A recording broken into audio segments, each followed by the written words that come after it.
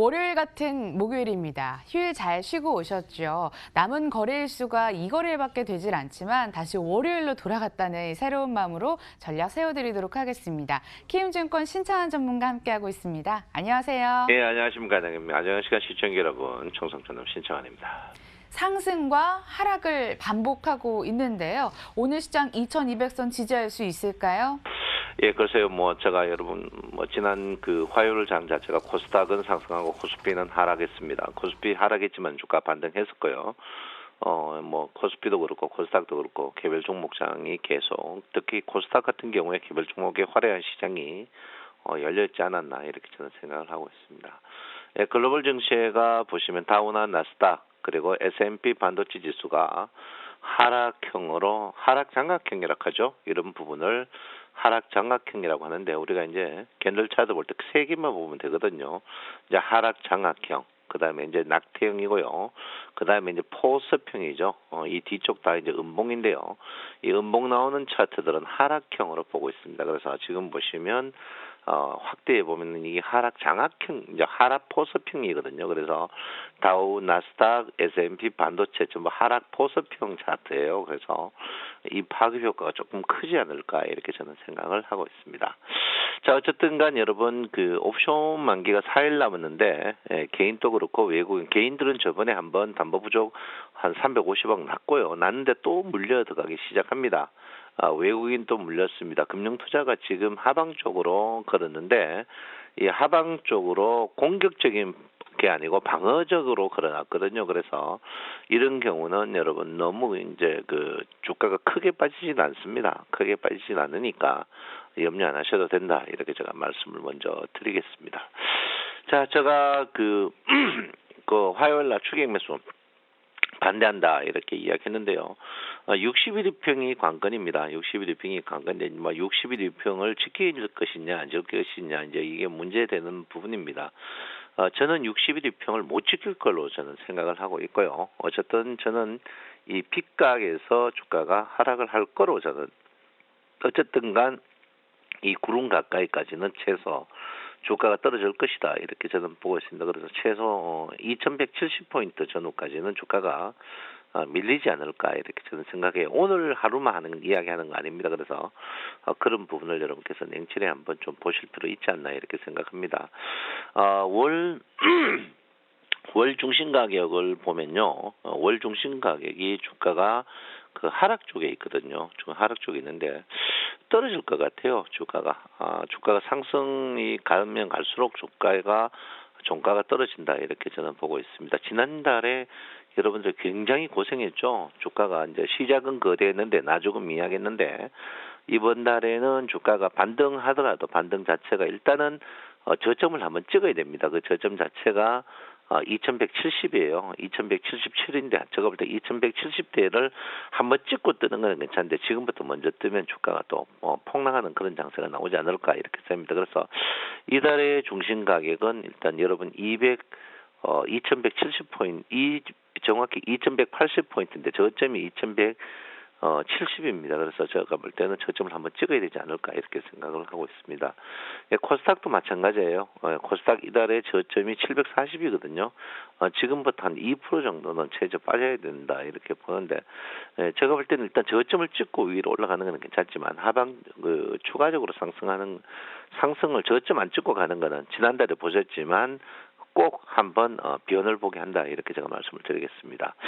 이번 주에 이제 주 피보 보면요, 이번 주에 제가 지난주에 이제 이번 주가 월요일이고 지금 목요일인데, 여보 보시면 이제 여러분 이 자리 위상은 오버슈팅이다 했는데 역시납니다. 2200 이상은 오버슈팅으로 나오거든요. 그래서 이번 주에 여러분 보다시피 2116포인트까지 올라갔는데 바로 한 방 맞죠. 그래서 제가 이제 화요일 날 여러분 추김에서 반대합니다라고 했는데요.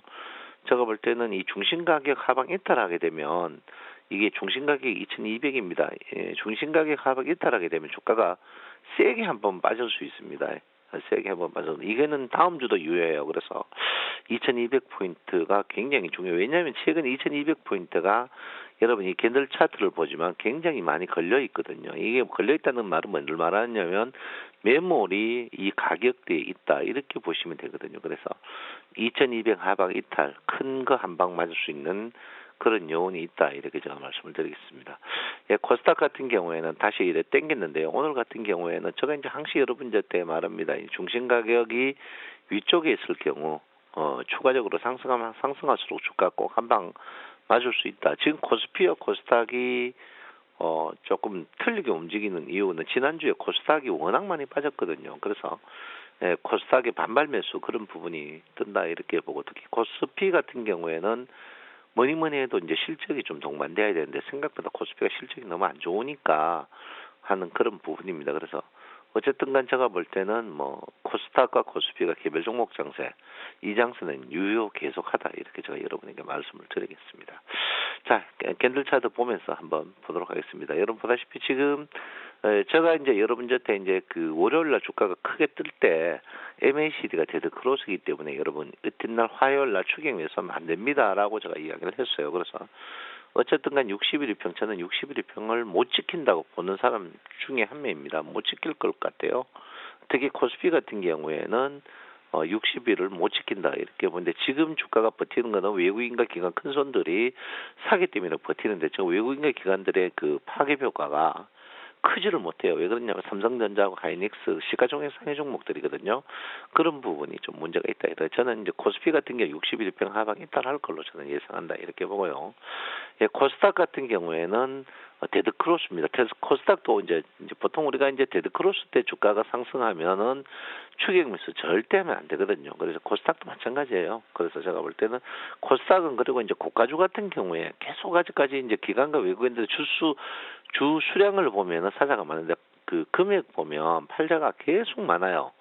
이 금액이 팔자 많고 수량이 많다는 것은 저가주를 산다는 거거든요. 그래서 그런 부분으로 볼 때 여러분들 코스닥도 저가주 쪽으로 매매를 해야 되는데 분산 매매를 꼭 해야 되지 않을까 이렇게 저는 생각을 하고 있습니다. 어쨌든 간 그런 부분을 여러분께서 한번 냉철히 한번 봐라 이렇게 봅니다. 오늘은 이제 삼선 전환들 한번 볼 건데요. 삼선 전환들 볼 때 삼선 전환을 요즘에 이 삼선 전환을 삼선 전환으로 보지 말고 이선 전환으로 보시면 맞습니다. 이선 전환을 보는데 이제 이선 전환이라는 것은 음봉이 있으면 음봉 두 개를 넘었을 때 이제 하거든요. 그래서 이게 보통 우리가 이제 일반 갭이 나올 때 보통 이런 거 합니다. 그래서 코스피 같은 경우에는 지금 보시면 이제 이 선으로 떨어진 자기가 2180포인트거든요. 2180포인트 빠지면 주가가 이제 심각한 국면으로 가고 있다. 근데 저는 2200 무너져가지고 종가로 2200 무너지면 장이 조금 코스피 같은 경우에는 심각하게 좀 떨어지지 않을까 저는 그렇게 생각하고 있습니다. 예, 코스닥도 마찬가지예요. 코스닥도 마찬가지로 근데 코스닥은 이 폭이 좀 큽니다. 예, 코스닥은 740이기 때문에 지금 지수에서 754거든요. 지금 지수에서 여러분께서 아직까지 2% 여유가 있는데 코스닥 같은 경우에 740이 강력한 지지가 있습니다. 그래서 코스닥은 조금 덜한데 코스피 같은 경우에는 제가 조금 많은 염려를 한다. 이렇게 제가 여러분에게 분명히 말씀드립니다.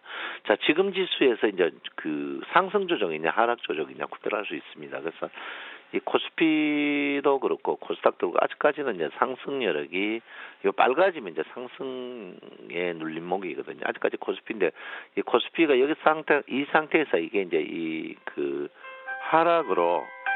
하락으로 만약에 떨어지면 이 하락으로 이렇게 떨어지면 좀 심각하게 떨어지거든요. 그래서 특히 코스피는 굉장히 좀 조심을 많이 해야 되는 그런 부분이다 이렇게 봅니다. 그래서 여러분들 지금 그 주식을 절대적으로 무리하게 하는 거는 안 된다 이렇게 제가 분명히 말씀을 드립니다. 그래서 절대 무리하게 하면 안 된다 이렇게 제가 말씀드리겠고요. 분산으로 꼭 하셔야 된다 이렇게 볼 수 있습니다. 자, 어쨌든 간 지금 지수는 여러분 보다시피 여러분들이 주식을 돈 먹기에는 기술이 좀 필요한 그런 장세다 이렇게 보고요. 특히 5월달 장세가 뭐 좋을 것이냐 나쁘겠냐 묻는 분들이 여러분이 있는데 굉장히 혼란스러운 장세가 저는 예상이 되고 있습니다. 그래서 특히 이제 60일 입형이 이제 그 꺾이는 그런 부분이거든요. 이 종이격이 꺾이기 때문에 60일 입형이 꺾인다는 것은 굉장히 위험합니다. 60일 입형이 상승할 때 캔들이 내려갈 때는 주가 저점에서 강력 매수지만 60일이 꺾이면서 주가가 만약에 캔들이 떨어지면요, 잘 올라오지 못해요. 60일 입형이 강력한 저항으로 작용하거든요. 그래서 제가 볼 때 60일 입형 자체가 지금 여러분 보다시피 이제 이 자리인데요. 앞으로 이제 이 자리 될 때까지는 굉장히 힘듭니다. 그러면 결론 앞으로 한 달 동안 특히 지금 영업일수로 19일인데 이 60일 일평이 없어지는 캔들이 굉장히 높아요. 그 이때보다 높아야 60일 일평이 상승하거든요. 이 자리가 높아야 상승하는데 그래서 굉장히 이 자리가 혼란스러운 장이고 또 여러분 보다시피 이 자리가 매물층이 층층이 쌓여 있습니다. 층층이 쌓여 있어서 쉽지 않아요. 쉽지 않기 때문에 여러분들 몸조심을 5월 달에는 단단히 좀 해야 되지 않나 이렇게 저는 생각을 하고 있습니다. 그래서 5월 달은 잘하면 여러분 제가 이제 2,770에서 80을 좀 겁내는 이유 중에 하나가 이 매물대가 층이 한 개도 없어요. 여기서 무너지면 논스톱으로 기본적으로 100포인트 정도 떨어져 버릴 수 있는 아주 모양이 흉악한 그런 매물층입니다. 그래서 여러분 좋아하는 이 거래량이거든요. 그래서 지금 자리에서 여러분 공격적인 마인드 이건 아니다.